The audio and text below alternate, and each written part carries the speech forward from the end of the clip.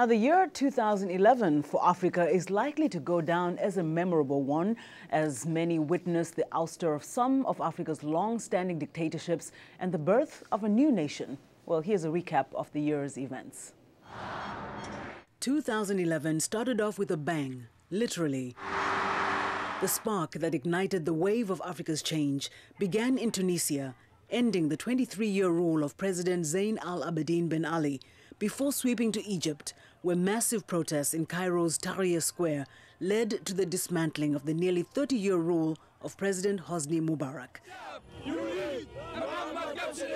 And then to Libya, where the 42-year rule of Colonel Muammar Gaddafi fatally ended at the hands of rebel fighters assisted by the power of NATO airstrikes.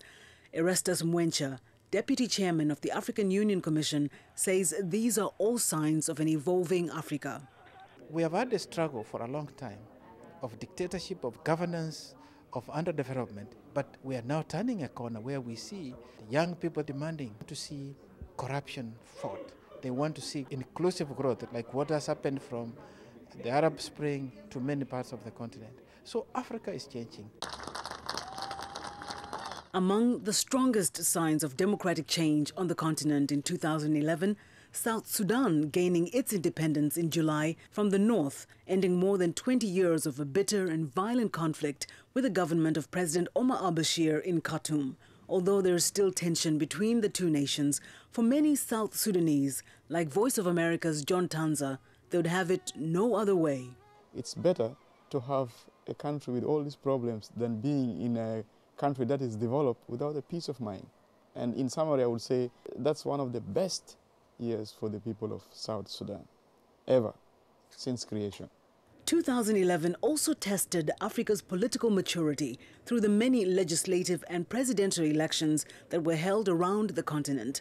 Though many were passed off as free and fair, others were plagued with accusations of fraud and other irregularities. A setback, however, was seen in the Ivory Coast, where a contested election between then-incumbent President Laurent Gbagbo and opponent Alassane Ouattara ended with a military intervention that forced Gbagbo to relinquish power.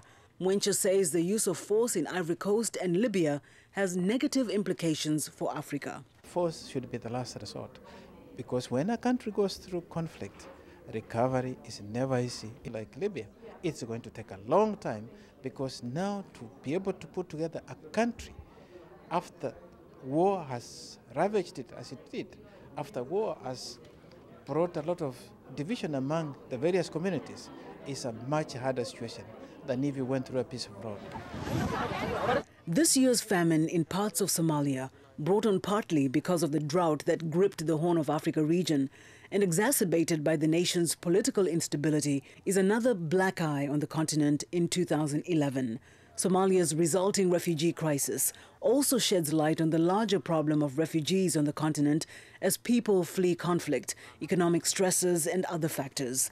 George Okoth Obo, the UNHCR Regional Bureau Director for Africa, says with nearly 15 million refugees and internally displaced persons on the continent, a more permanent solution is needed. Accountability in governance, accountability in ensuring that people's rights are delivered on, are respected, accountability ensuring that people have safety and security at home. 2011 has been a year of international recognition for Africans, especially women.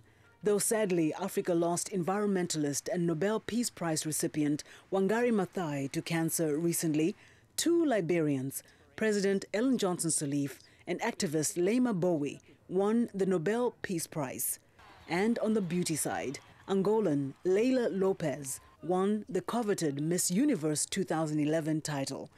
Add to that, another positive development on the continent includes hosting the crucial climate change conference in Durban, South Africa.